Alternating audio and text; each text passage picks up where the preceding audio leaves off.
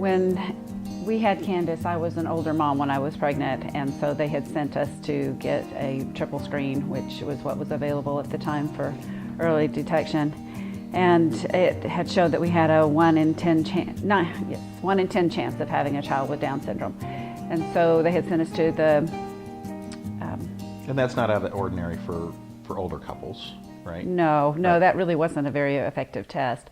They sent us to the specialist to do a sonogram, and he did the sonogram and didn't notice anything for markers or anything, but he did say that he couldn't discount for our age as to whether we would have a child with Down syndrome. Right. And we had conversations about, well, okay, what if, and it doesn't matter, right? So we had that kind of conversation as well. Not really thinking that that's really, we were very optimistic. So we didn't, not know what to expect our first. So go ahead.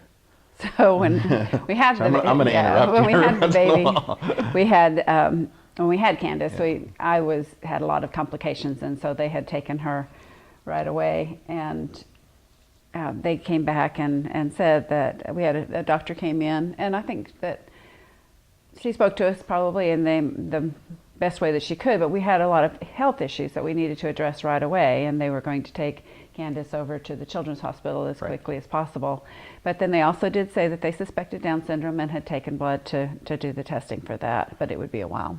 When they told us at the hospital that they suspected that she had Down syndrome, I think that it was more confirming to me. When they had told us about the blood work and that the chances were high, I think from then on I just knew. But Michael was always very optimistic that that was not the case. But yeah, so I think it was more of a shock for me. Right. It was. But I think that from the time they told us at the hospital, even though you have that period of time for the blood work to come back, we operated on the assumption that she did have Down syndrome, because the doctors had seen markers but we were mostly worried about these health issues. She may have had more of a assumption than I did. It was.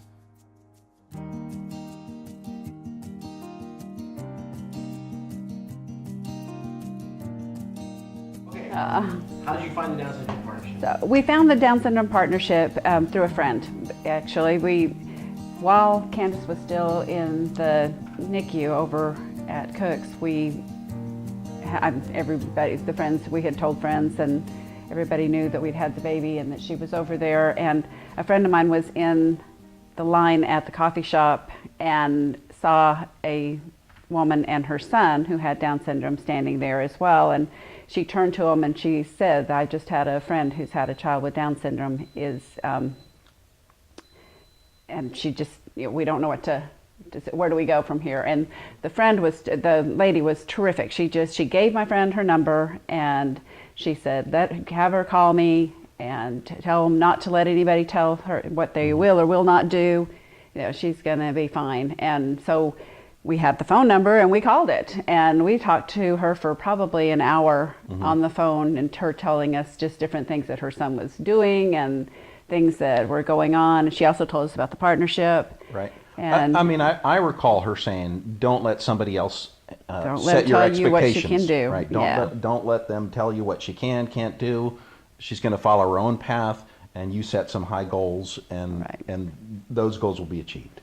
And what happened was the very next day we went to the hospital, and they started telling us, well, she probably won't walk till she's 3, and she probably won't do this. And we were just like, yeah, well. Right, because you had already talked to her, so you just, you're going to set your own, that's awesome. Yeah. Right, we just didn't listen to them. And it is amazing how health professionals will tell you what your child, well, everybody wants to tell you, educational professionals, everybody wants to tell you what your child is not going to do when they have Down syndrome. Nobody ever told us that Dawn wasn't going to be a neurosurgeon when she was born, but they'd have been happy to tell me what Candace wasn't going to do. So, now I can tell you she's not going to be a neurosurgeon.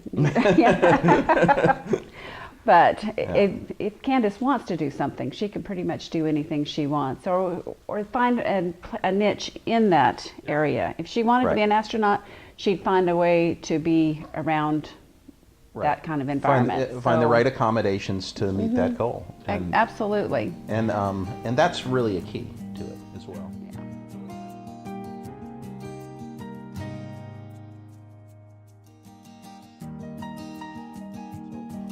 The Down Syndrome Partnership, I am, it's an interesting question for me. I don't know that it was just the connection with other families that, excuse me, were facing the same thing helped, right? I talked about a little bit about a sense of pride or embarrassment or confusion as to how to present, hey, I've got a child with Down syndrome, to friends and family, co-workers, right? I think when you connect up with people in the partnership, you break that barrier just straight away. That barrier's gone, and you can have another conversation that is more realistic about the situation that you're in. And then you can even have a conversation about how to present, present out. I think you got to eliminate. It was terrific. I mean, for me, that was a connection to so many people. And it's opened up so many friendships to people we never would have met. And they have that one common bond of Down Right. syndrome, and it's from every walk of life. Yeah, And it's completely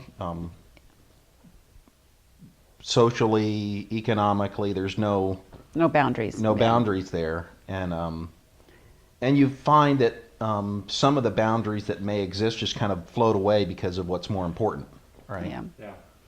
So we have met, some of our best friends we've met through the partnership. What's Candace's BFF? Abby? Abby.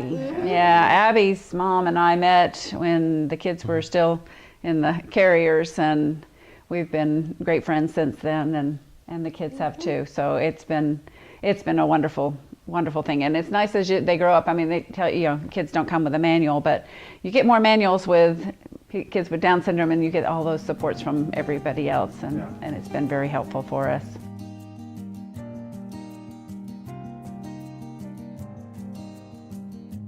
Yeah, I think the most important thing to tell parents who received a diagnosis is that it'll be a different journey, but it's not a bad journey or a journey that you need to feel reserved about. I think you need to connect in.